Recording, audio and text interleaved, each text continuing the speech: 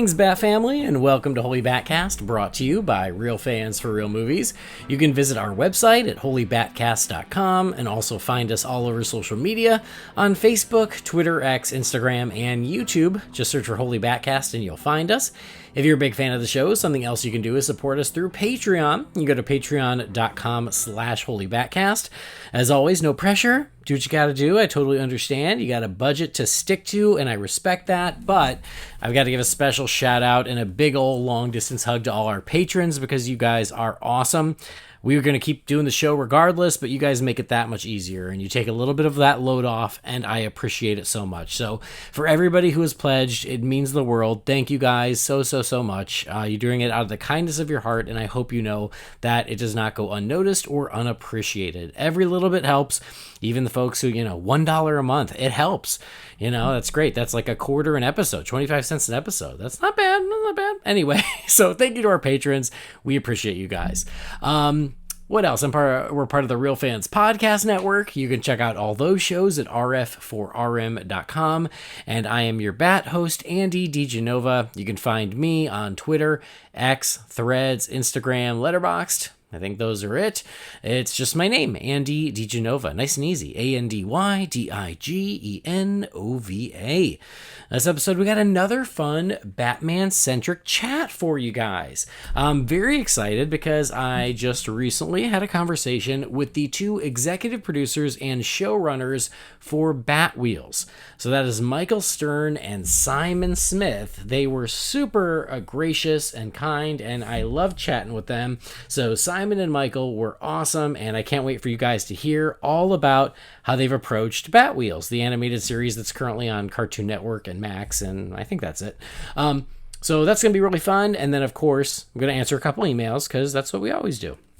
So lots of good stuff. I should point out I'm alone again. I'm flying solo again. I'm like the lone Batman because you know what, guys, we're in the middle of December. We're in the midst of the holiday season. Scheduling podcasts is tough enough without throwing the holidays into the mix. And so unfortunately, you just get me. I'm sorry. I know it's not as good, but it's going to have to do for this week. But hopefully you will hear the return of Jamie and Brendan and whoever else very, very soon, because very soon, we got a new DC movie to talk about. I can't do that by myself. So this is going to have to tide you over, but then Jamie and Brendan and whoever will be back. I love those guys. I miss them. But again, this week, I'm just going to fly solo. I'm in the one-seater Batmobile from Batman and Robin. And then, next week, I'll be in the two-seater. Or there is no three-seater Batmobile, really, is there? Not that I can think of. Anyway, so yeah, we're going to talk Batwheels, it's just me, all that stuff. Yeah. So before we get to all that, though, I do have to, as always, give a shout out to one of our sponsors, Manscaped. So speaking of the holidays, Santa baby, the season for a fresh cut is finally here with the sponsors of today's show, Manscaped. The leaders in below-the-waist grooming have just launched their 5th-generation lawnmower to help you avoid another silent night in the bedroom this year. Take care of your special snowflake with Manscaped and watch your South Pole shine like never before. Get the best stocking stuffer of all by going to manscaped.com and using the promo code BATSCAPED for 20% off and free shipping. Mrs. Claus or Mr. Claus will thank you. So Manscaped does have a lot of great stuff, a lot of great products. I use them myself. I use them every single day. So does Jamie. So does Brendan. It's good stuff. And so while you're looking for gifts for the men in your life, check out Manscaped. Go to manscaped.com, do a little searching. The Lawnmower 5.0 Ultra is the best trimmer on the market. I guarantee it. It's amazing. No nicks, no cuts. It's just whisper silent. It's waterproof. It's great. If you're looking for a trimmer, you're ready to trade up, the Lawnmower, you can't beat it. But there's also the Handyman, which I swear by. There's the Weed Whacker for your nose and ear hair. There's the Boxers, the deodorant. It's the only deodorant I use these days. A couple weeks ago, me and Jamie talked about the cologne that we both use that we really like. So whatever it is that you're looking for to up your grooming game, go to manscaped.com. And if you're going to make a purchase, the one thing I ask, just use that promo code, BATSCAPED, because not only are you going to save a little money, save 20% off, get free shipping, you're also supporting Holy BatCast in the process, and that means the world to us. So everybody wins. You get good stuff, Manscaped gets your business, you save some money, and Holy BatCast gets supported. So hey, that's amazing. It's perfect for Christmas. So Just like thank you to our patrons, I also have to thank everybody who has gone to Manscaped, made some purchases, saved a little money, and used that promo code. So thank you guys for doing that. It really does mean a lot. Well, now that that's out of the way, it's time to get to the party at hand. You guys know I like Batwheels, especially if you listen to the show. You know, I'll tell you, when Batwheels premiered, I was like, it's for kids. It's probably not going to be for me. I love Batwheels. It's a blast. And I was very fortunate just yesterday to have a great conversation with Michael Stern and Simon J. Smith. Now, they are the executive producers of the show. They are the showrunners, and Michael was actually the creator of Batwheels. So we had a blast talking about Batman and about their approach to the show and why it's so good. And we talked about all kinds of fun stuff. So I'm excited for you guys to hear it. So without further ado, here we go. Here's my conversation with Michael Stern and Simon J. Smith, the executive producers of Batwheels. Villains run wild on the Gotham streets. There's a new bad team they won't want to meet. Yeah, Batman and Robin are a dynamic pair, but even heroes need a ride to get them there. Batwheels, four-wheel fighters are crying. Batwheels, what's now done or dying. Batwheels, they look great in black. Batwheels, they got Batman's back. Bam, Buff, and BB. All right, I am honored to welcome to Holy BatCast Michael Stern and Simon Smith, co-executive producers of Batwheels, and Michael is also the creator of the series. So, Michael and Simon, welcome to the show. It's a pleasure having you here. It's great to be here. Hello, lovely to be here. Well, lovely to have you. I'm a big Batwheels fan. So is my wife. So is my daughter. It's what I was telling you all just before we hit record. My daughter is a year and 9 months, but we put on Batwheels on Saturday mornings and she just sits there and watches it with me, and it's terrific. We all love it. We're all big fans. So first, before we get into the show, because I do want to talk about it and I have lots of questions, I want to hear about if you all came into this already as Bat fans and a little bit about your Bat fandom. So, Michael, do you want to start? Oh, yeah. Well, my Bat fandom goes way, way back. All the way, of course, back to the Adam West 66 show. Growing up, I guess, in the syndication generation. So watching it in the 70s, with a towel tied around my neck, running around my house. And then, combining that with, the Neil Adams era of the comics and, of course, the great Filmation shows that were on, which I loved back then. They were sort of such goofy fun, but so highly stylized, and the great jazz music and stuff that was in there. So, I've been a giant Batman freak for forever. And then all through, of course, through the 80s and all the great graphic novels and Frank Miller, and then the animated series, and just absolutely blessed and honored to be able to, just play in that sandbox. That's great. I mean, a lifetime journey. It's a lifetime love affair with Batman. Absolutely. And then to actually be able to contribute to the mythology is a gift as well. Yeah, A dream come true, I would say. Absolutely. No, I grew up with the 60s series, and we had in classic 70s style, we had some vertical bamboo banisters. We went from the ceiling to the floor up the stairs. And so I would leap from one of the middle stairs onto the vertical bamboo struts to slide down like Batman. We had our shirt. We did our shirt's top button tied up, and then threw the rest of our school shirts behind us. That's how we emulated the cape, by doing Excellent. Shirt. But I sort of kind of in and out of being a huge fan. I mean, I've always been a fan of Batman, but I think the 70s really I got into it in the 80s again with the films, and then the Bruce Timm series was fantastic, the animated series of Batman. And then I've always been a fan of Batman. It was and as Michael said, it's absolutely a dream come true to play in Gotham and work, having as much fun with Batman as possible. That's good. Oh, and we'll get to it, but I can tell just watching the show, it's made by fans, which we love because there's just so much Batman love in every episode. But before we get to all that, Michael, you created the show. So how did it come to be? Like, tell me about the conception. Well, Warner Brothers came to me. They had been trying to crack Batman and DC heroes in general for young kids for a while, and they hadn't been that successful.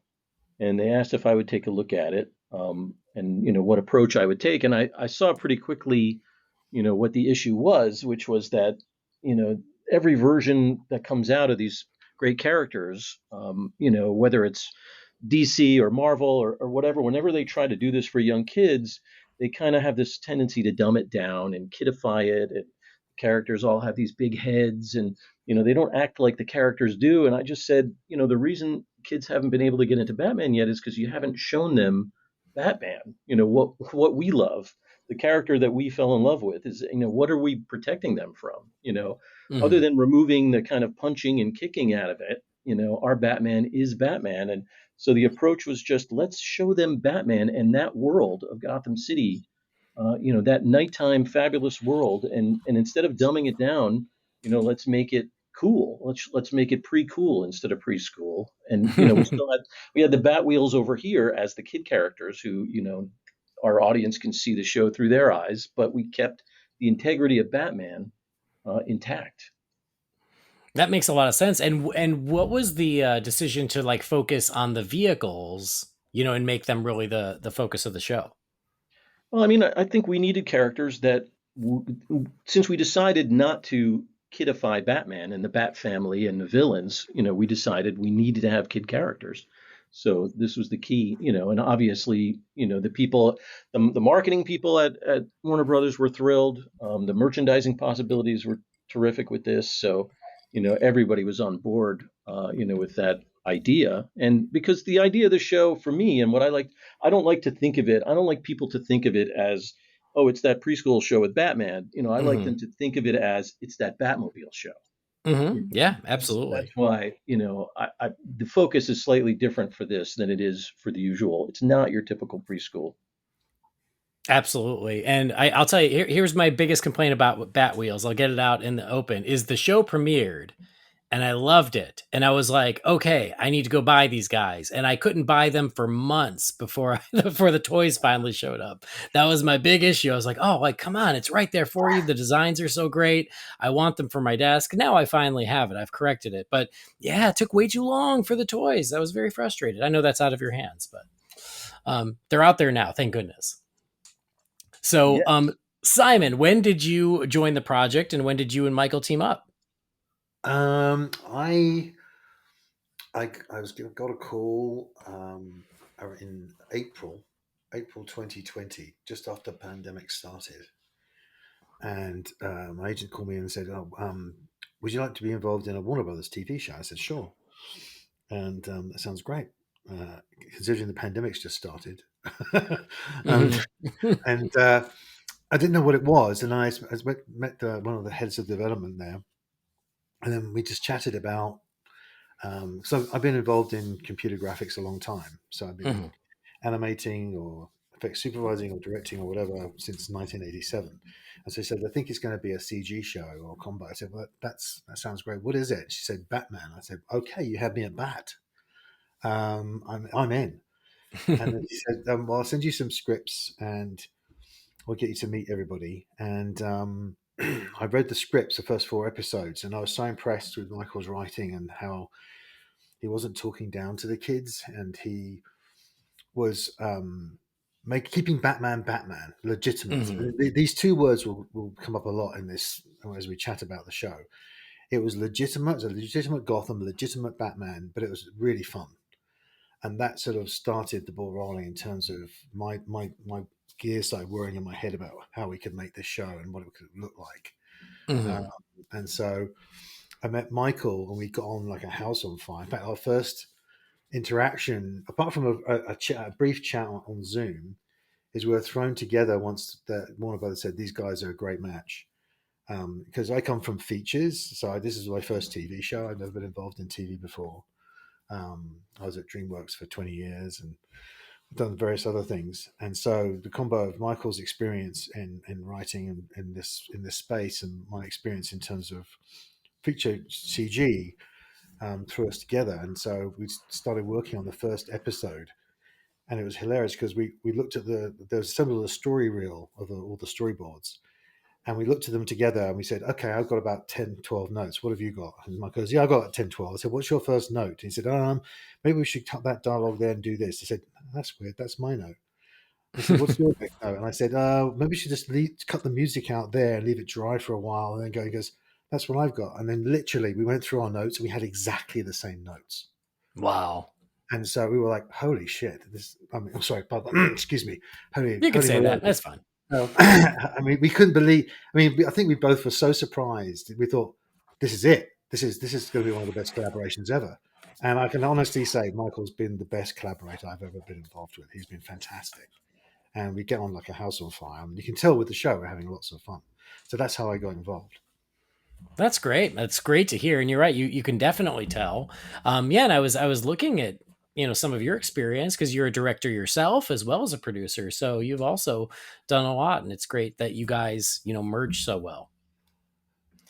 Yeah, I think it's very easy. I mean, I think it's very easy because I think we've both been around a long time, and there's no room for egos in this kind of thing because you're going to be together for a long time. So there's no point in posturing or anything that's going to get in the way. I mean, we want the end result to be as best as it can be, and then everybody wins. And I think absolutely we have a healthy respect for each other, and we work things out very quickly. What's lovely about working together is if we have one idea or he has one idea and I have another idea, we go, okay, well, let's try yours and then let's try mine and then we'll see what happens.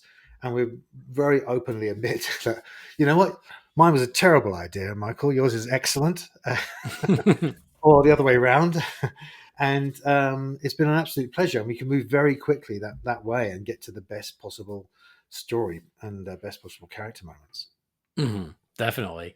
I've got to ask, when the show was announced, Batwheels, and it was going to focus on, anthropomorphized bat vehicles. Did you all happen to see Teen Titans Go to the movies where they made the joke about Batmobile getting a movie before Robin? Yes. And that, yeah, we're now planning Utility Belt as our next show. No. awesome. Yeah. No, absolutely. I think it's hilarious. And, the things that bother me, though, are, when people come out, obviously, and they start screaming about, it's ripping off, Pixar's Cars. Well, Pixar's Cars was not anywhere near the first, show that featured talking vehicles. It goes way back to, Herbie the Love Bug and, the Knight Rider and, the Roger Rabbit had the cab. And, so it's like, let's really, this goes much, much further back. This is a pretty well established, sort of idea that's been out there for a while. For sure. I think what excited me about the project was this isn't just a world of cars. It's a world with humans and vehicles, and Batman gets in. That was one of the challenges: is how do you design a character that can be inert and Batman can get inside of the Batmobile, look really cool as a very cool Batmobile, and Batman can utilize it like any other Batmobile. But when he walks around the corner and he's out of sight, it turns into a lovable character you want to be with. And that was quite a challenge design-wise to get that balance of really cool kick-ass Batmobile that Batman can get in and we can get inside and be inside with him. And then at the same time have a really lovely character. Yeah.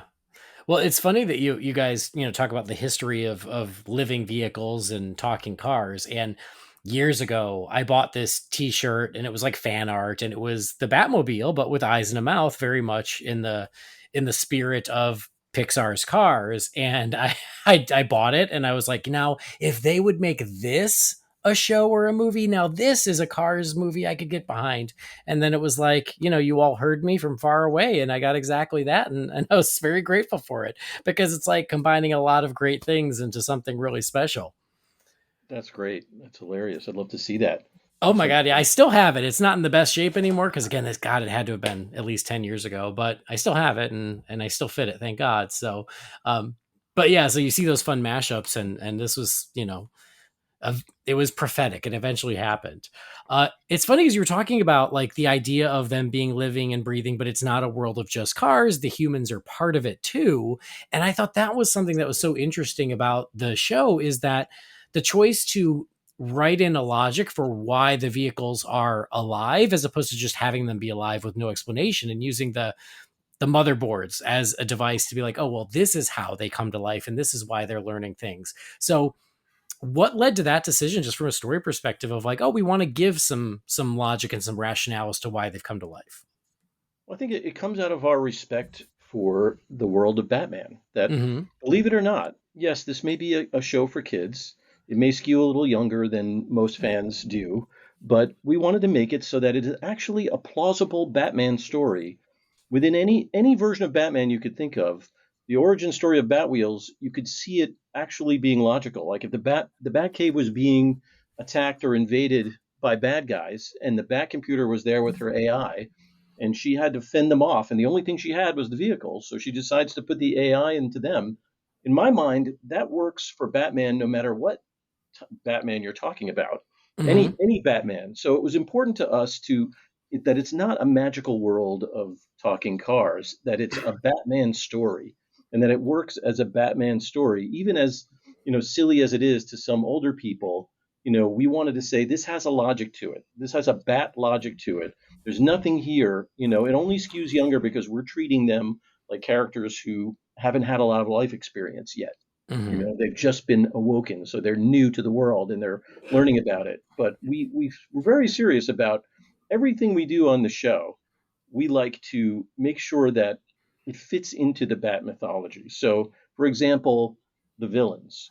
Mm-hmm. So, the way we handle the villains, like we don't contradict anything about the villains that an adult version of them would have. So, if you want to believe that our Joker got dropped into a vat of acid and that's what made him who he is, you're welcome to believe that. We just don't discuss it on Batwheels. Or if you want to think that Mr. Freeze had that whole thing with his wife, or Batman's parents were murdered in Crime Alley, all that stuff, it possibly could have happened in Batwheels. We just don't show it on the show is all. Mm-hmm.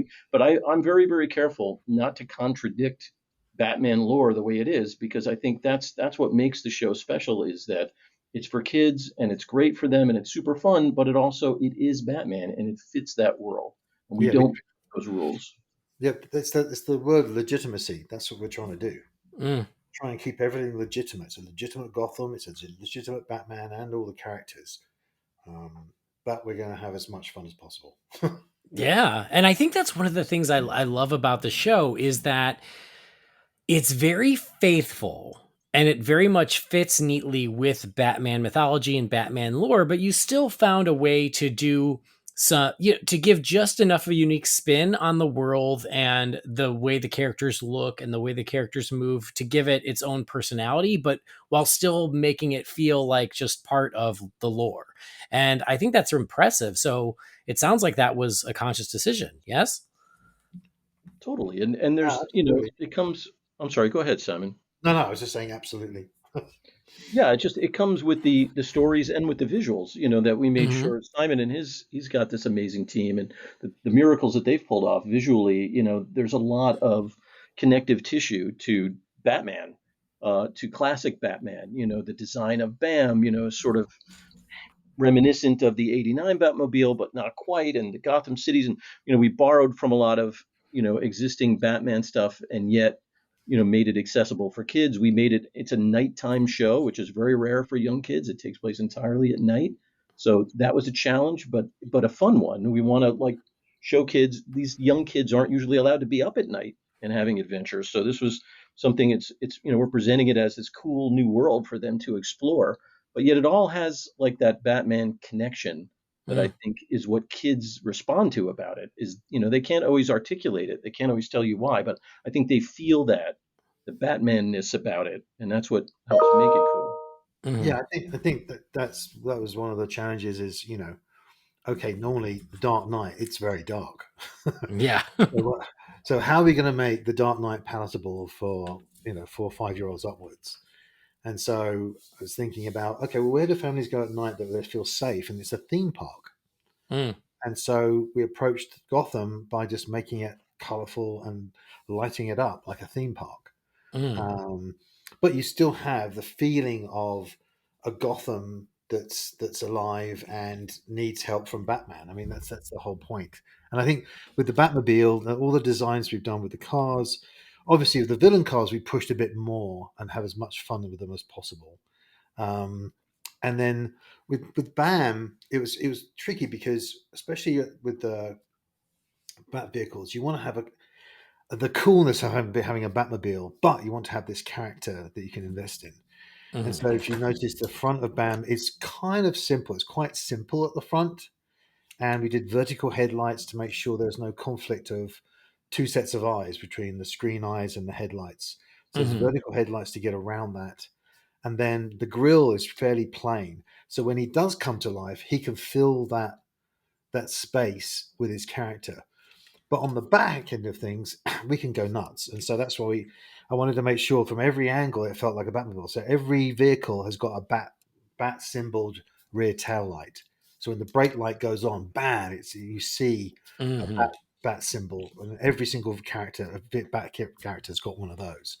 So there's lots of challenges in terms of design to making sure you can get a character that's going to come alive and you can invest in, but at the same time have a kick-ass vehicle. Yeah. And I love the little vents that are on the hood that make like the little subtle implication of the bat ears. I think that's such a great little Yes. touch. Yeah, those go up and down. So when Batman's in, I don't know if you noticed, when Batman jumps in, those vents go down. Oh, I haven't noticed that, so And I'll then have to look for that. yes, it's a continuity nightmare for everybody. But when Batman comes alive, the vent ears come up. Wow. All right. See, learning something new. But yeah, I mean, I love that. And speaking of the vehicles themselves, of how you really had to design them to be characters and yet vehicles. And again, I think that you all accomplished it because it did its job. I immediately wanted the toys of them, so that's great. But the Batmobile is kind of is a given. Of course, he's the star of the show. How did you come up with the rest of the roster? Well, I think Well, it. I'm sorry. Go ahead, Simon. no, go ahead, Michael. It came from obviously the writing first. Yeah, it basically, we wanted to have a balanced team, and, a balanced group of personalities and gender, and we wanted to involve everyone. I think the obvious ones were, Batman and Robin are the dynamic duo, so having them and Redbird made a lot of sense right off the Mm-hmm. bat. Redbird was kind of an established vehicle for Robin, had been around, so writing him in, made a ton of sense. The Batwing I just personally love from the '89 Batman, so I Mm-hmm. that felt like that had to go in. You could have put the Batcopter in there, but for me, like there was just something so cool about Batwing that just had to be part of it. Um, you know, we wanted Batgirl to be in there, and she drives her cycle, so that was another really obvious. Okay, we can go with that. And then the Bat Truck Buff was just that was really the newest thing that I sort of came up with on our own. We just sort of like said, hey, what would be really fun for kids? What's a type of vehicle that we haven't really seen Batman drive? I mean, it's possible that there is a Bat truck somewhere. I didn't know of it at the time.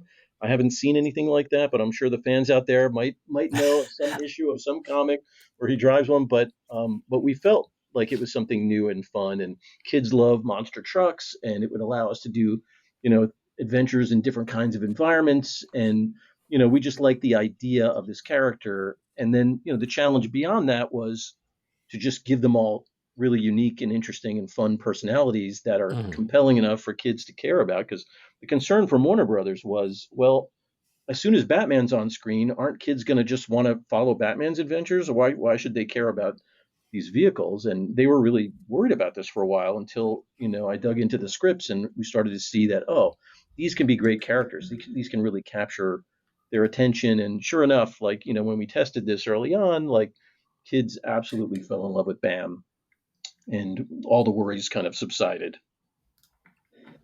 That's great to hear, and yeah, it makes sense. And I think that is, one of the strengths of the series is giving them each distinct personalities. And I will say, I have noticed the great cross section of diversity in the characters, both human and vehicle, between gender and everything else. And I thought that was something that was really nice to see in a show like this. I'm really glad to hear you say that because it was hugely important to us, and we wanted to do it in a respectful way, Hmm. and making it thrills us no end that there's a generation of kids, for example, who will to them, this African American Robin will be their Robin, and I think that's awesome. Hmm. And Robin was a terrific character to do it with because there have been different versions of Robin, Right. and we're not, Dick Grayson is still Dick Grayson. He's still out there, and can be on Batwheels as we go forward. So that was never an issue. I just, I think it lends itself to, um, getting the kind of diversity we all like to see in there without, doing anything to denigrate the versions that have been out there at all. I think, we tried hard to make it all really blend and work naturally, and it's one of the things I'm most proud of about the show. Yeah, me too. I think it was important to us that everybody could enjoy Batwheels as much as possible. That's great. And we talked about the hero cars, and I think that they're great. And it seems like you also had a ton of fun coming up with the villain vehicles. And you got to mix it up a little bit more. Not everyone's a car. This is where you get your helicopter and you get your ice cream truck and you get the duck for the penguin, which I love the duck for the penguin. So, yeah, tell me about putting together and choosing the vehicles for the bad guys.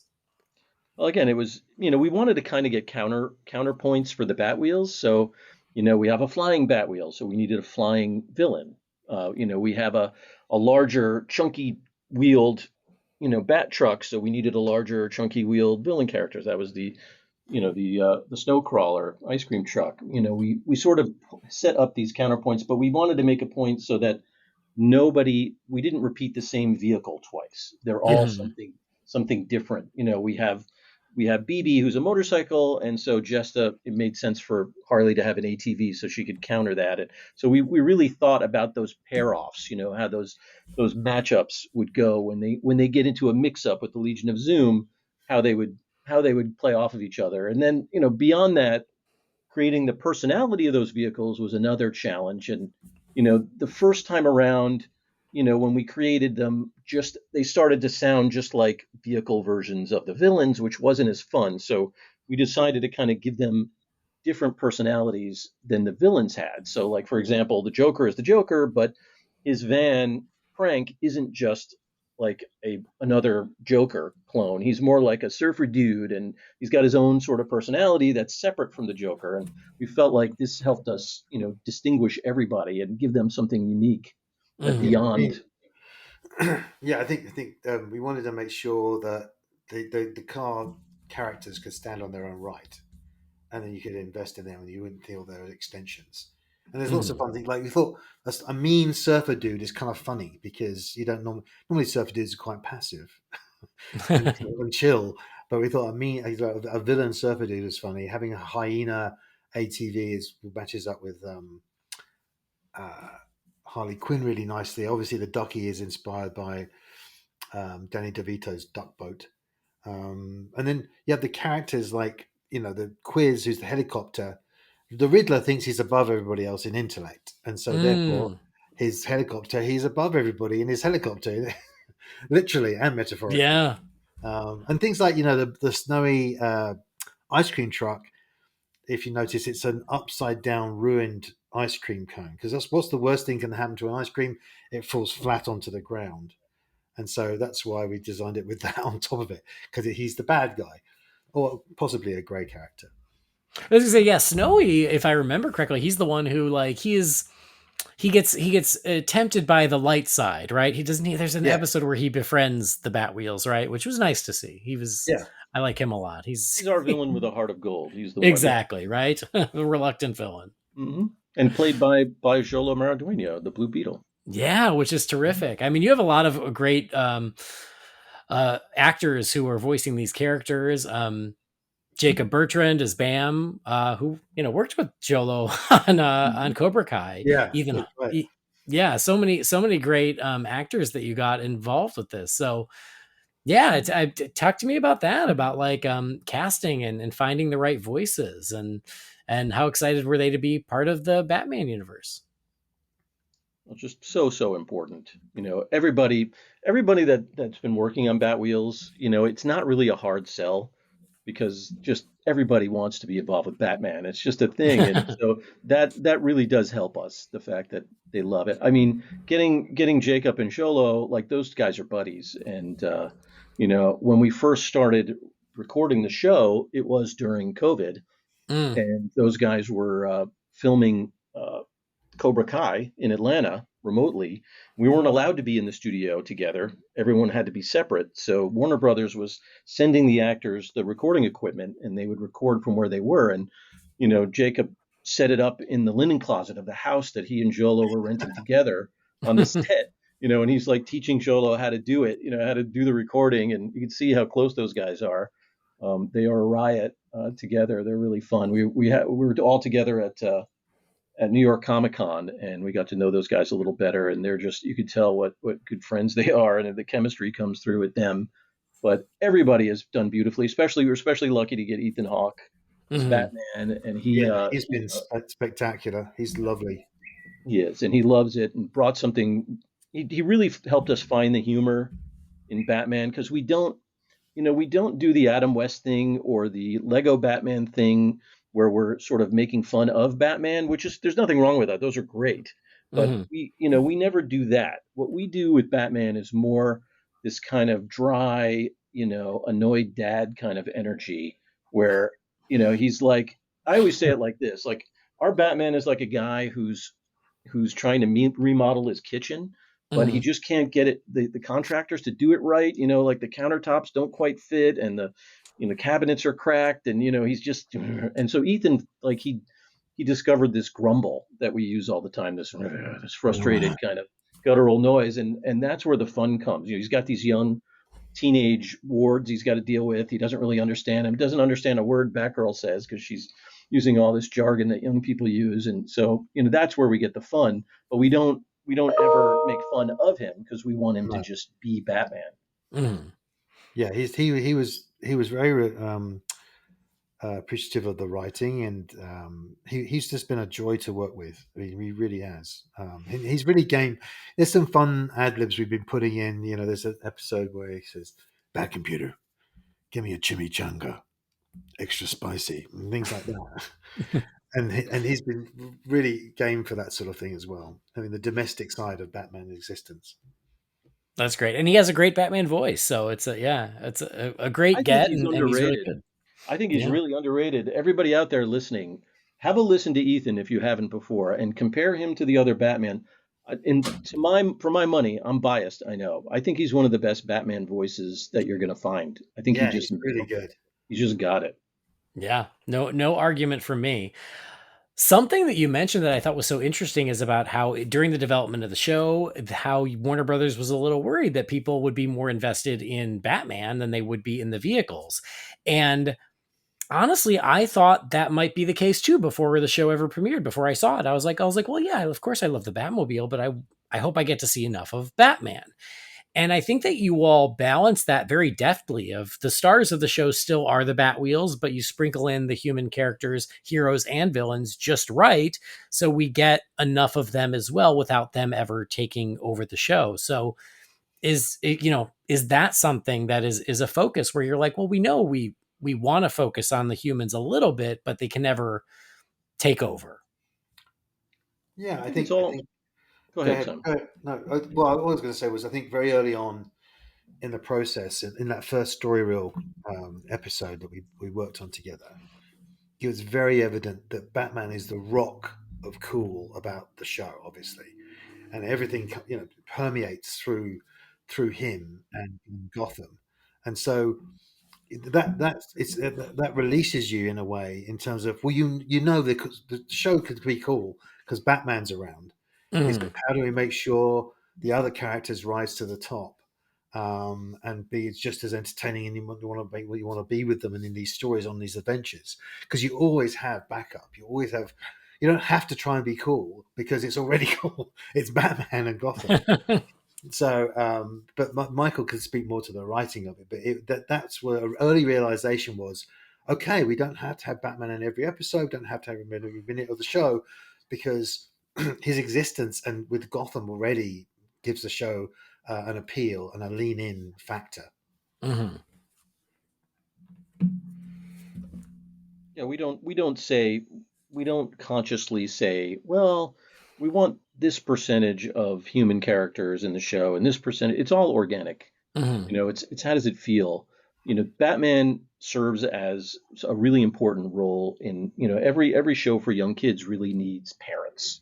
That's Hmm. the rock. So, when I started this, I thought, what am I going to do about parents on this show? These are kid characters. Well, Batman obviously is the dad. That's what he is. And even though he doesn't talk and communicate with them, they still seek his approval, and they get it from him. And we slip it in there where he talks about, his Batmobile, and that's my car, that's my Batmobile. And we put that in there, and that's the acknowledgement that they're looking for. And then the mom is really Batcomputer BC, Hmm. and she's the one that, she gives a lot of the what I like to call the Mike Brady talks from the Brady Bunch of, Right. like, sit down and I'm going to explain this to you. And I think, she serves that role in addition to, like, being the dispatcher for the Batwheels. But it is a balance, and we have some episodes where their human characters are super prominent in most of the scenes, and others where they're not there at all, and Hmm. it's organic. The stories are usually about the Batwheels. That's the key. Hmm. You're not really going to find stories where, Robin is going through something or something like that. It's usually going to be the Batwheels that are Yeah. going through something that they have to deal with. And, the Bat family is central and important as family members are surrounding that. Yeah, now that makes a lot of sense. And going back to visually speaking, we talked about how pleasing Gotham City looks, and honestly, overall, the design work that you and your team did is outstanding. I do love the look of this corner of the Bat universe, Gotham, and the characters and everything, and that includes the humans. So we talked a little about the vehicles, but like in designing the human characters, they are unmistakably who they are, but they also have a little bit of a Batwheel spin. Like Mr. Freeze. I love that his helmet looks like an ice cube. I think that's so fun and clever, and the same thing, they have like a little extra sprinkling of fun that I really appreciate. So, can you tell me how how the design development happened with them? Yeah, yeah, absolutely. I mean, a lot of inspiration, sort of, because what I wanted to do with the show is make sure we presented Batman and Gotham in a way you hadn't felt before. Hmm. And there's a big ask, but I felt it's really important for us to present some sort of combination of artistic and style that felt slightly different from anything else you'd seen. So it felt like you wanted to watch it and be involved in it. And I'm a huge fan of the very first Spider Verse. I mean, it kind of shook up the animation world and reminded everybody you don't have to have super glossy Pixar, DreamWorks types of movies. There's a wealth of styles and textures and combinations of things. And so, what I was trying to do is set up our own little version of combinations of CG and 2D and surfacing and human style that would feel fresh, a fresh approach. And we were very lucky. We discovered a studio in France, in Paris, called Superprod, and I met with the director who's going to be potentially directing the episodes. We've got like a house on fire. I said, "This is what I want to do. I want to create our own sort of Gotham verse, similar to Spider Verse, with different combinations of CG and 2D surfacing." And I said, I want the humans to feel like Spider Verse ones. I thought the Spider Verse humans were really well designed. They were pushed just enough to be fun, but also grounded enough for you to feel involved in their emotions. And he said, "Well, one of my best friends designed the characters on Spider Verse." I said, "What?" And so, that was our connection with Florent Ogoy, and he designed all the human characters, and it was an absolute joy because he knew what I was going for, and he was sort of taking the sort of what he'd graduated from Spider Verse and then take it into our project and make a different spin on the characters that way. And so that's how we came to the look of our human characters, is from Flo. And they're so well done. So again, kudos. I love how they look. I love the Riddler's look and Harley's, and again, Mr. Freeze makes me smile every time he pops up. The Penguin is like just such a perfect, just again a somewhat like friendlier looking penguin, but still unmistakably the Penguin. And I just think you all found just a perfect balance of giving us the characters that we know and love, but in just enough of a new way to make them unique. That's the aim. I'm glad you feel that way, because that's what you're trying to do, right? Is keep people leaning in and not Hmm. giving them a chance to be pushed away by something they weren't expecting. So you want to give everybody what they want, but not in the way they're expecting it. That's always the Yeah. goal. Yeah. Absolutely. Something that you both said earlier was just talking about the legitimacy of the stories that you're telling and the show itself. And I can tell you again, going back to when they announced the show and they said, "Oh, it's called Batwheels and it's about the Batmobile." And there's that one piece of there was one still, I don't even know if it was a piece of art, but a still that was released of Bam. And they're like, it's a preschool show. And I went, oh, great. That's, I'm all for shows that open up Batman's world to younger audiences. But when I heard the word preschool, I went, but it's probably not made for me. And that's okay. Not everything has to be made for me. But I'm glad there's going to be a show for preschoolers that they'll get interested in Batman. And one of the nicest surprises for me was when it premiered and I sat down to watch it, I was like, oh, this is fun for all ages. Like I can enjoy this as a grown man. And again, my daughter sits there and watches it too, and she loves it. And so I appreciate that it's not a preschool show in a way where we're going to make it very simple. And it's not a traditional preschool show.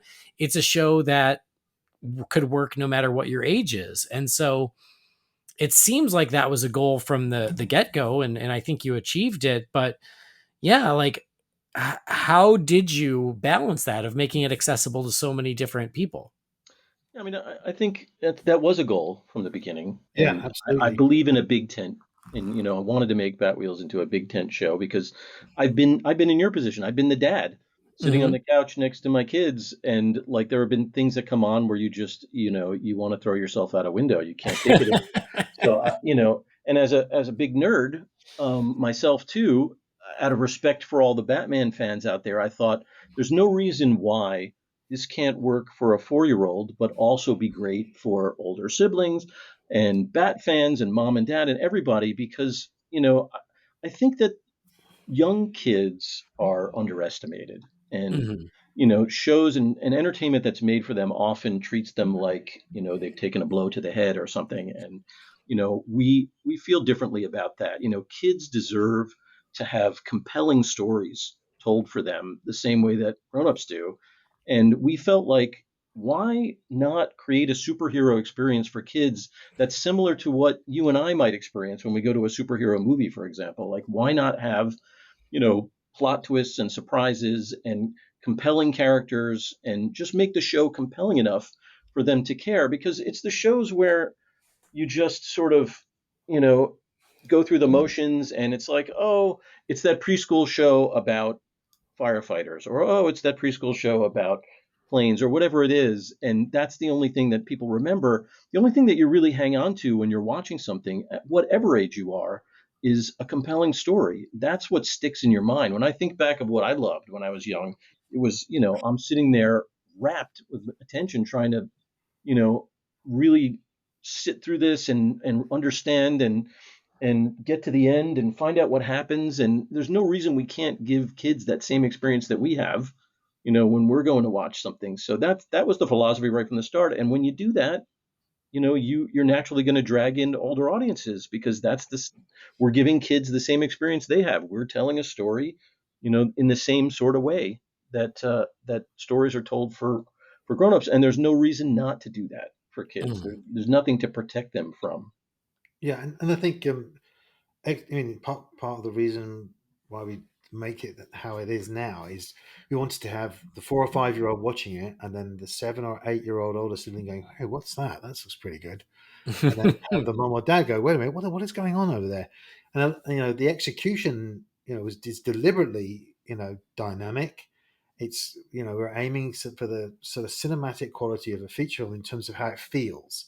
Obviously, we Hmm. don't have the same budget as a feature film, but there's lots of things you can do where you can have fast moving cameras, lots of quick cuts. There's a lot of tricks you can do if you have an eye trace spot on where it doesn't bulk a 4 year old or a 5 year old. It doesn't alarm a mom or dad. It makes it very ballet and easy and lean inable to watch, and equally as dynamic as anything else out there. I mean, the whole point, part of the philosophy of execution was taking Fast and Furious and Batman and slamming it together. And Yeah. I wanted to really blow open the preschool space. There's no reason why you can't have high quality camera work and editing in an action way and still make it palatable for 4-year-olds. Yeah, and I mean, you're being humble about, oh, we don't have the budget, but I'll tell you, the show looks as good as some animated movies. It really does. The animation and again, visuals, the aesthetic, the designs are all top notch. So, kudos to you guys. That's really Simon. He needs to take a bow for that because, and that's also, Sam Register, the head of Warner Brothers Animation, put us together for a reason. Simon Mhm. mentioned it early. I had the experience in TV and writing for this age group, and Simon came completely from the feature world. And that's Mhm. what Sam had spotted and said, we want to give this a feature look and feel. And I think that's all Simon. And he has done such a phenomenal job to give it that extra, to make it extra. And to Yeah, me, that it just stands out. Like when you're flipping channels, you just want to, well, it pops. Yeah. yeah. I think the advantage of being around a while, I know where to cut corners in terms of time, and know where to put our efforts to make it the best it can be. And I think that's the trick. It's just knowing Mhm. how far to go in a certain direction, whether it's animation or lighting or whatever.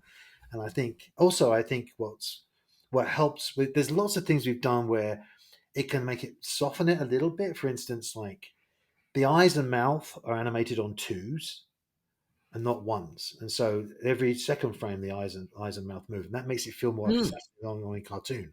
All the cars themselves, the CG elements, are on ones, so you have the super slick, kinetic hit of CG, of reality almost, and then you have the softening of the eyes and mouth with on twos. And there's things like the sound design, for instance. We work really hard on the sound design to have that legitimacy and fun, super cool engine noises, but then funny cartoon impacts to soften the moment so everybody can enjoy it and it's not going to freak anybody out. So I think it's that combination of legitimacy and fun again. It goes through sound design, it goes through character design, to make it appealing for everybody, and that's the goal, to get everybody involved. Yeah, well, mission accomplished. Just overall, again, like it really is. It's really outstanding, and you can definitely see all the hard work that both of you put in. And it sounds like that Sam Register knew what he was doing, and saw both of your strengths, and together you all have created a heck of a fun show. Oh, thank you I very much. appreciate I'm really that. glad Thank you you. enjoyed it. And hey, you've created one too, and appreciate all the kind things you've said about Yeah, Batwheels. And, your audience. I want everybody out there to know that we really respect that audience and we yeah, respect Batman. And if you do tune into this show, whether you have a kid or not, you're going to find Easter eggs all over the place. You're going to find connections to the Batman universe and to the DC universe all over the place. Lots of fun surprises to come as well. So you won't be disappointed, even though, as you said, this maybe wasn't intended for you. We're putting a lot of stuff and a lot of effort in with a lot of love because we yeah. all come at it with that love and we come at it like fans. So, Hmm. we know what you love and we try to keep that in mind. Yeah, and I can tell, and again, that's why it ended up hooking me. I thought, oh, I'll watch the premiere, just so I can report on it in the show, and I'm like, but it's a kids show, probably won't go back to it. And now we watch it all the time because all of the work that you guys have been talking about really shows in the final product, and that's why I've advocated for it on the show. Because if you're a Batman fan and you didn't watch it because you're like, oh, well, it's for kids, I don't have kids, you're missing out. It's a great animated series that, yes, can skew a little young, but there's so much for us as Batman fans, and I can tell that you all are fans too, because to your point, there's the nods and references and Easter eggs and all that fun stuff that is like icing on the cake. So Totally. speaking of those Easter eggs and references, obviously they're a lot to notice, but do you have any favorites, anything that you want to call out that people should keep an eye out for? Well, obviously the obvious things, the Legion of Zoom, and their hideout is instead of Arkham Asylum, it's Parkham Scrapyard. I've always been an admirer of that. Well, and can I tell you, in the pilot, when you guys coined the term Legion of Zoom, I was like, of course, why didn't I think of that? Duh. Oh my God, it was right there. So, yeah, it was one of those great moments where I was like, oh, perfect, nailed it. I Yeah, mean, it's Parkland Scrapyard's funny. yeah, we have a lot. I mean, there's a lot of Batman world connections. Hmm. There's Wayne Industries and Star Labs, and there are, references to, there's the Cobblepot construction site. There's Hmm. there's all sorts of little things that are dropped in. I could just go on and on about this. But the more Well, you watch, the more these things are going to become apparent, and the more, we're going to get into, expanding the universe as well. I can't really yeah, talk in too many specifics, but I don't think you'll be disappointed. I think everyone will be thrilled to, when one of the challenges we've had that's been really fun is if we want to take a character from the world of Batman or from the greater DC universe and put it in the framework of our show, it's always really fun. Like, Hmm. what if we took this character and what would the Batwheels version of this character be, whether it be a human or a vehicle version?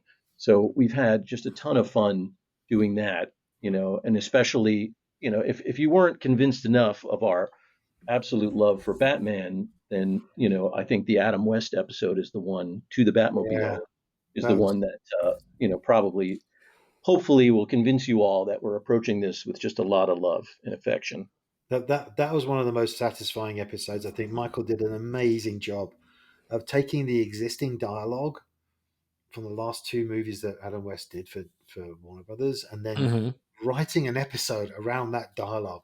It was Hmm. incredibly challenging, and Michael did such a great job of making it such a fun episode. And then, we already had a kind of a style going, but Super Prod and everybody and our production designer Killian Plunkett did a brilliant job of fitting in the '66 Batmobile into our world, Hmm. and so it fitted like a glove. And so that's definitely one of our favorite And we episodes. should we should also acknowledge, if you're going to say that, Craig Fernandez, who was a writer on that episode. Yeah, Um, and also, before I go any further, I usually do this right at the beginning of any kind of an interview, but I want to stop and do it now. We absolutely always acknowledge Bob Kane and Bill Finger. This is Hmm. their sandbox. We wouldn't be here without them. Uh, Hmm. and we always want to make a nod to them because that's where it all comes from. Hmm. Definitely.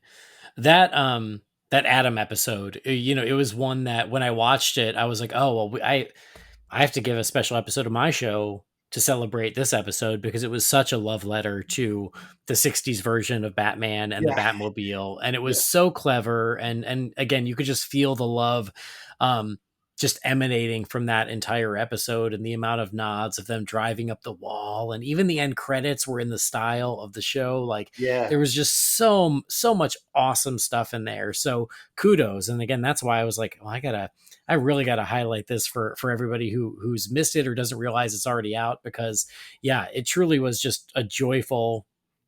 How long are the episodes? 11 minutes. It was yeah. great. I think that the glue of that episode as well as the music. Alex Garingas, our composer, did such a brilliant version of our theme in the style of the Yeah, '66 show. It's so fun. When we first heard it, we went, "Oh my god, this is yeah, unbelievable!" it was awesome. And is that the same composer who did the theme song? No, so we No, have we have two different. We have a great music team. So Alex Garingas is the composer of the score, Oh, got it. and Okay. and the Batwheels, the symphonic and Batwheels theme that you hear within the show. Ba-ba-da-ba-da, ba-da-ba-da-ba-da-ba-da. That's Alex Garingas. But the Hmm. theme song and all the other songs that you hear, or most of them, come from another genius, Andy Sturmer, the songwriter, yeah, um, he's who is amazing. brilliant. And we've been lucky to be able to collaborate with him on that.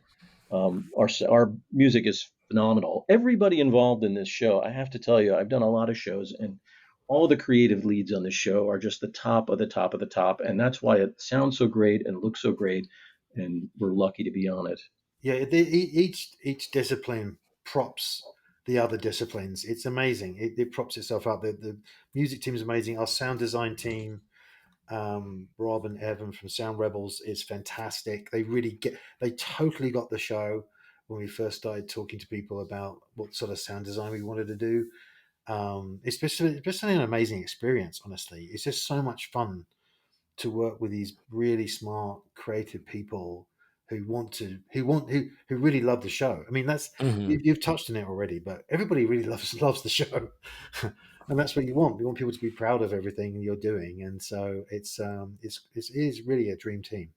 Yeah, absolutely. Well, kudos to the entire team, even if I don't know all their names offhand. But yeah, please share nothing but good things to them from us.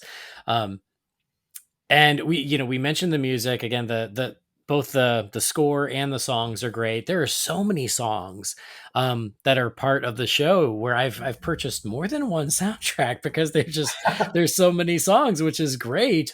So was that always another part of the show that you were like, oh, and music is a big part of it too? Yeah, it's funny, I kind of had to talk them into that one. I feel like music helps so much. The songs help so much. It helps you just have more fun with it. It helps you underline, a lot of times the emotional theme you're dealing with. And I've just seen it in all my shows elevate everything so much. And at first, there was a lot of nervousness. Well, this is Batman, it can't be a musical with Batman. That's, how's this going to work? And I said, just hang with it. It's not like our characters are going to break into song necessarily. They do Mhm. very occasionally when they have a reason to, like Poison Ivy sings to her plants, then she might break into song. But generally, I convince them that these are music videos. It's like the Beatles in A Hard Day's Night running around in a field while Can't Buy Me Love is playing. Like it's the action's going to happen and the song's going to sing in the background, and it's not the break into song kind of musical. Yeah. It's not going to interfere with the coolness of Batman. And sure enough, it became everybody's favorite thing. Yeah. Everybody's just in love with the song. So, I think I was proved right on this, thankfully, and we were able to get even more and more songs in there, and we're looking forward to even more. Yeah, I think another key element of the song approach was Sam Register had the idea of going, look, because Michael and I wanted to get songs in, and he said, well, it should be more of a soundtrack approach. It should be every song should feel like a needle drop original that was put into, make it feel like a soundtrack. Mhm. And so that was a huge thing for Andy because then that liberated him into going to different genres and all sorts of different types of songs. But it's like it's a soundtrack from a movie as opposed to being a collection of just one-off songs. Yeah, for sure. And I've got to call out the Poison Ivy song because that's one of the first ones that jumps to mind because I thought that one was great. I absolutely loved that sequence. I loved that. I loved that episode. And then last year we also got a very fun Christmas song that has made its way to my Christmas cartoon playlist. And so I loved the Christmas episode last year. I thought it was awesome. I can't wait to rewatch it again this year. And do you think we could get some more holiday episodes? Maybe something Halloweeny? Well, there's a distinct possibility that that may be in the future. I'll just leave it at that. Yes. Great. I love it. I'm all about seasonal viewing. So last year when the Hmm. Christmas episode dropped, I was like, "Oh my god, I'm so excited." And so yeah, more of that. It's terrific. So speaking of the future, you did mention you said maybe Dick Grayson could show up, and has he shown up yet? I feel like if he has, I haven't seen that one. We're really not allowed to get into details, but let me just tell you in general, for fans of those kind of characters in the Batman universe and in the extended DC universe, you won't be disappointed. There's lots of surprises ahead. That's okay. I Yeah. I, I won't Yeah. pry, but I can still ask. But Mhm. makes sense, absolutely. So yeah, I mean, I know you can't get into specifics. Understood. I get how that works, but broadly, what else can we look forward to in the future of Batwheels? Well, a lot more fun. Um, Good. there are a lot of really great. There are specials coming that are fabulous that you're going to love. There are new characters coming, new human and vehicle, hero and villain that you will all recognize, and you're going to go gaga for. I can't wait to unload season two on everybody It's gonna. next year. That's coming up soon. I was gonna say, do we have a release date to look forward to? Ooh, I think it's early in the year. I can't give you yeah. the exact date right now. Okay. It's going to be possibly like in the very beginning of 2024. You're going to hear about it, and the first batch we have that are coming out is going to blow everybody's mind. I think.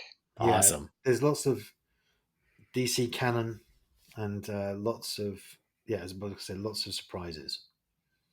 That's exciting. I can't wait. So yeah, something to look forward to next year, which is terrific. But yeah, I think that we can wrap it up there, gentlemen. Again, congratulations on the show. I really do love it, and so does my family, and again, so many friends, fellow Bat friends as well. And hopefully through this show and our conversations, more and more will check it out, because you guys are doing such great work and doing just such a fun and entertaining and exciting and accessible Batman show. And I love that. So keep up the great work. Anything else that you want to add before we wrap it up? Where can we find you? Anything you need to plug, Michael? Well, the show runs on Max, as you may or may not know, and on Cartoon Network every morning. So that's where you can find us. There's a lot of episodes also out on YouTube. A lot of complete episodes that are there. Lots of toys out in Walmart and Target, and even Burger King right now has Yes. Batwheels toys. I just heard about that. I guess I gotta go to Burger King. There's like 18,000 restaurants in 90 different countries. Wow. So Yeah, and we were it's blown really away. taken It's like, off. oh my God. Yep. And we want to turn it around on you and say we love your show and Yeah, we do. We appreciate love your show. audience. Yeah, and thank you for all the kind words and for, sort of carrying the Batman torch. Listen to it all the time, and I appreciate you and everybody out there. And Yeah. if anyone, has little ones, I'd highly encourage you to check out Batwheels, or even if you don't, I really feel like it's in the spirit, so much in the spirit. We make it with that kind of Batman love in it that hopefully you'll appreciate that. Yeah. Well, Ditto. that means a lot to me. I really appreciate that as well. I certainly appreciate the kind words. And when we connected, it really meant a lot to me that you even knew what the show was. So thank you so much for that. Simon, anything you wanted to add? No, I mean, I think, just try and find the show on Max and try and watch as many episodes as possible, because I think you'll be pleasantly surprised. And we love your podcast. And when we heard we got mentioned on it, it's like, oh my God, we got mentioned on the podcast. Well, that's awesome. Yeah, Thank you I very like much. to plug the good stuff. So, keep making the good stuff, and I'll keep telling everybody about it. Fantastic. Thank Appreciate you very that. much. Appreciate you, man. Yeah. All right. Well, I wish you both the happiest of holidays, Merry Christmas, all that good. Have a wonderful holiday season, and we will keep watching Batwheels. Awesome. And we'll keep All right. listening. They say that mighty oaks from tiny acorns grow, but my special seeds with them to shame, This backward burgundy is a touch of green, the greatest garden Gotham's ever seen. Eat your veggies, Gotham! They truly... Again, a huge thank you to Michael and Simon. They were lovely guys. I really enjoyed my time with them, and I really love the work that they're doing on Batwheels. So, like we said, if you guys are Batman fans and you're not watching it because you don't have any preschoolers in the house, I get that. I get that if you've never seen it. But honestly, give it a shot. Pop it on a Saturday morning while you got some cereal. I don't think you'll be disappointed. So huge thank you to Michael and Simon. That was a blast. Something else I want to tell you about before we move forward is our other friends over at Magic Mind. Magic Mind, they've got this all-natural energy shot that I have really worked into my daily routine. They're also helping us out and sponsoring the show, but their product is really, really good. I've never really used energy shots before. I've pretty much just stuck to coffee and soda. Maybe that's bad. That is bad. We know that's bad, right? But I feel like, are energy shots any better? I don't know. But this one is all natural. It's like matcha and ashwagandha and other vitamins and things like that. So, they reached out and I was like, yeah, I'll try it. Why the heck not? What do I got to lose? We could all use a little more energy. And especially for someone like me who, I have a hard time getting moving in the morning. I am much more of an afternoon and evening person. So in the morning, I'm like, yeah, I could use a little extra kick of the pants. And so they sent me the Magic Mind, and I do. I take it in the morning on my way to work, and I really like it. It really seems to do the trick. It tastes good. It goes down easy.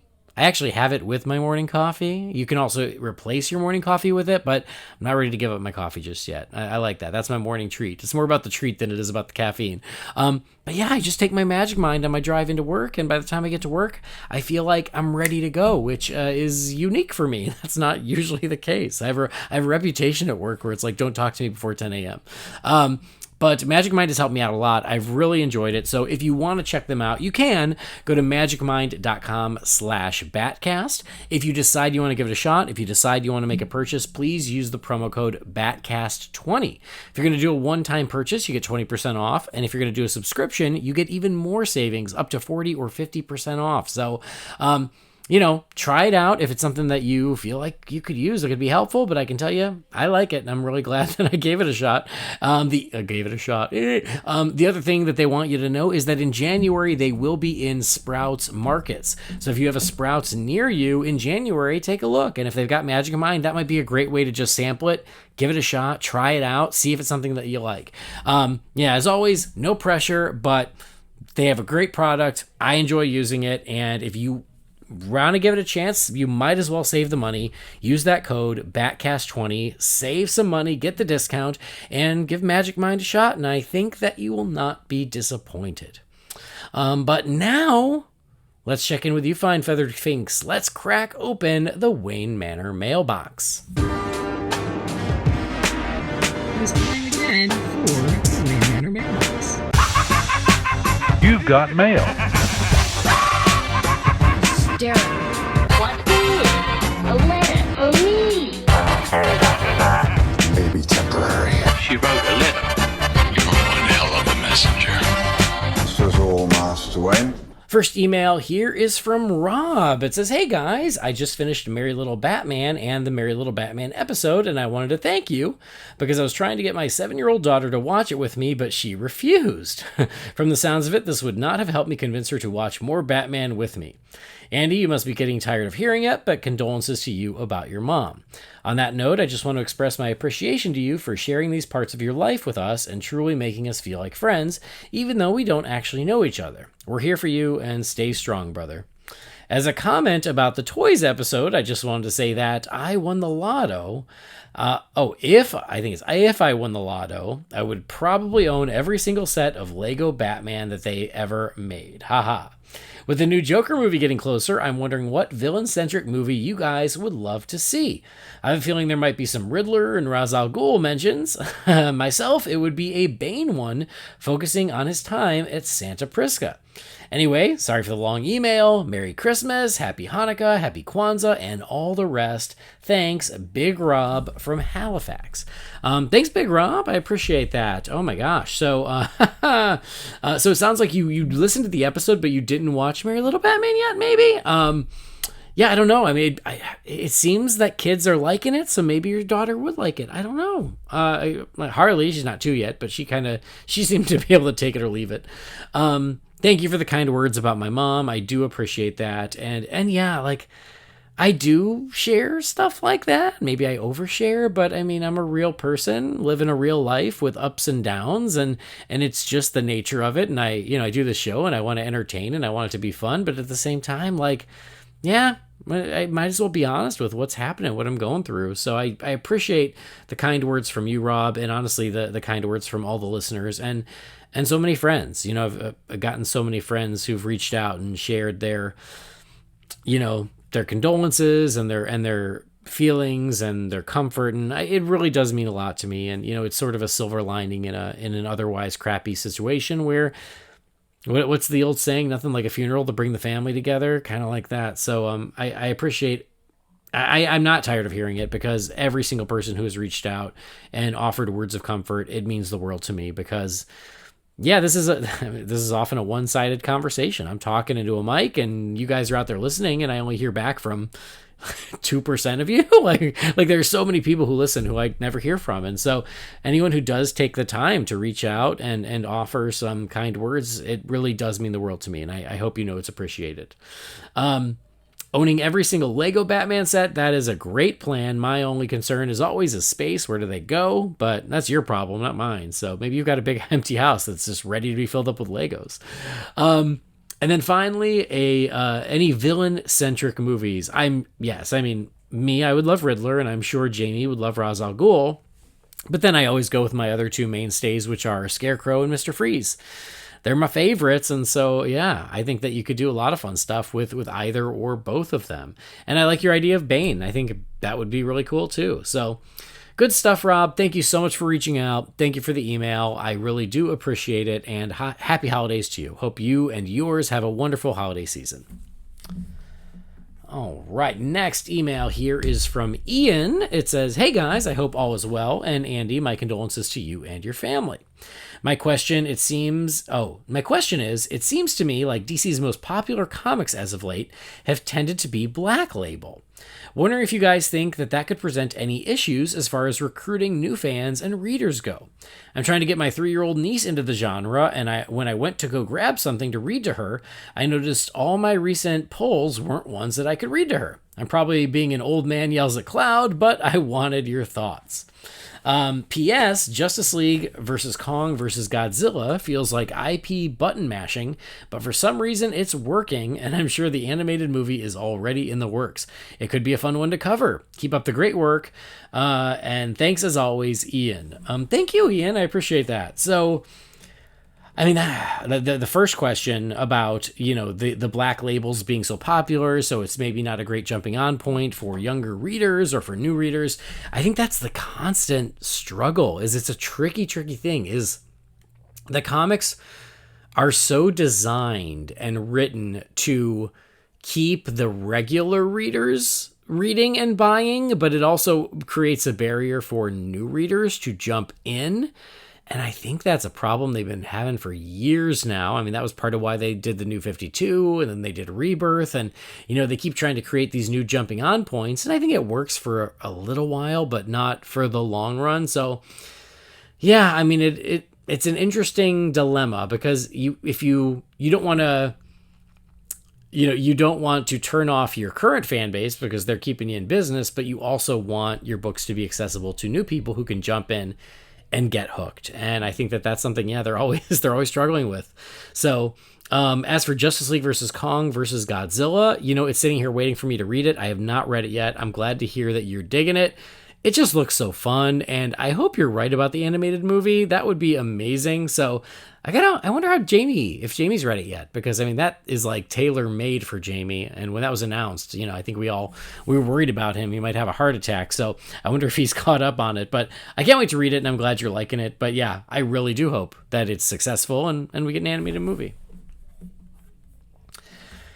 Okay, one more email here. This is from Charles. It says, "Andy and co-hosts." It says, "Insert co-host's name here." Today, no one. Just me, myself, and I. Lonely. It's fine. He said, "I am loving the Christmas Bat List episode. In 1989, I had all the Toy Biz Batman toys except for the Batwing, so that would be my wish list item. I have a question. Below is a picture of a Joker van that I had as a kid. I'm told it was an import or not official. Do you know what's the deal with this toy? I want to know. If you say that in your best Seinfeld voice, that would be great. What's the deal with this toy? I want to know." There was also a Joker motorcycle, but maybe that was from the Superpowers line. So, Charles, you're right. This is from the Toy Biz line, this picture of this Joker van. I kind of forgot about it, honestly, because these were much less prevalent than the Batmobile, the Batwing, and the figures. But yes, this was part of the Toy Biz line, the Joker van, and the Joker cycle. I think they're both super cool. They're super fun. I would have loved to have seen them in the movies. They weren't in the movies. But yeah, they were part of the Toy Biz line, because when you sent this to me, I was like, let me check. And it just takes a quick Google, and they all pop up, and they're part of the 89 Toy Biz line. So thanks for the reminder on these. I think I might have to update my Christmas list then, because I don't just want the Batmobile. Now I want this Joker van. It's so cool. It's got the little Joker face in the grill, and then the Joker cycle also has a big Joker face. I'm just a fan. I'm just a sucker for a big Joker face. So very cool that you had it. I love it. It's so neat. And yeah, thanks for the reminder. Shaking off the cobwebs. So thank you, Charles, and Merry Christmas and Happy Holidays to you. So that's it for the Wayne Manor mailbox. A nice quick one, because not to give anything away. I'm recording this in advance. You all know that about my mother. I am about to head to Illinois for a week for my mother's memorial / celebration of life. I like the term celebration of life better, because that's really what it is. It's celebrating her life, and she lived a hell of a lot of life in 67 years. She just got gypped out of, another 20 years, which was what we should have got. But what are you going to do? So yeah, I'm heading to Illinois for that. And so yeah, I'm recording a bunch of stuff in advance because I'm not going to be able to do that when I'm in Illinois. And then when I get back, it's going to be Christmas. And yeah, anyway, point is, yeah, I'm doing this in advance. So not that many emails because I haven't given it any time for any to pile up. But if you've got something for the Wayne Manor mailbox, you can send that to holybatcast@rf4rm.com and we'll get a chance to talk about it on a future episode. But I'm not going to say the next episode because the next episode, like I said, when you're hearing this, we will just be a few short days away from Aquaman and the Lost Kingdom. And so, of course, I'm going to Aquaman and the Lost Kingdom on opening night, which means you're going to get a spoiler-free review. But we usually don't do emails on the spoiler-free reviews. But exciting times. Not only is Christmas coming, Aquaman and the Lost Kingdom is coming, and I'm looking forward to that. So, yeah, just a couple more days, we get the final DC film of the year, and I am really looking forward to it. So it's going to give us something to talk about through the end of the year. So anyway, that's where we'll wrap up this episode. Oh, you know what? We got that email about like jumping on point and getting, kids, like there was a 3-year-old niece and a 7-year-old daughter. Go back to the conversation about half an hour ago. Show them Batwheels. Batwheels is a great entry point for little kids, and it's working for Harley. So there you go. That's your homework. Is if you got kids out there and you're like, I can't read them the Black Label, I can't show them the Batman. Show them Batwheels. That's what it's there for, and I think it's pretty darn good, and I think they'll be happy with it. But anyway, that is where we will wrap up this episode of Holy BatCast. Thank you guys for joining us, as always. Please do subscribe or follow the show wherever you get your podcasts, and it's Christmas, so here's what I want for Christmas. I don't want toys or money or anything. All I want is you to write a nice review for Holy BatCast. So if you like the show and you've never written us a review, just do that. It only takes a minute. It's free, doesn't cost a penny, and it would mean the world. So yeah, a nice review goes a long way. Please and thank you. Again, you can find us all over the internet, holybatcast.com, and then Facebook, Twitter, X, Instagram, YouTube. It's just Holy BatCast. My New Year's resolution, one of my New Year's resolutions, is I'm going to try to get some more videos on the YouTube channel. I'm going to try. No promises, but, it's good to have goals. If you got something for the Wayne Manor mailbox, that email address, again, is holybatcast@rf4rm.com. Our theme music was created by the talented Gaurav Venkateswar. You can find his work at gvtunes.com. And don't forget to check out our friends and sponsors, first at manscaped.com or at magicmind.com. If you're going to buy something from Manscaped, you get 20% off and free shipping with the promo code BATSCAPED. If you're going to go to Magic Mind, go to magicmind.com/Batcast. And if you're going to make a purchase, use BatCast20. But that will do it for this episode. Thank you, as always, for joining us. And we'll see you next time. Same bat time, same bat channel. The best present in the world is a friend.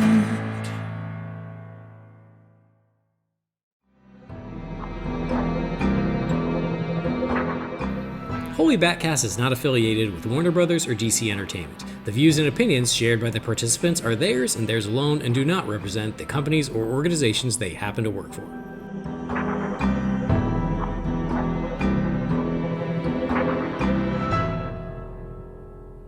And then here I am talking to myself. The essence of chaos.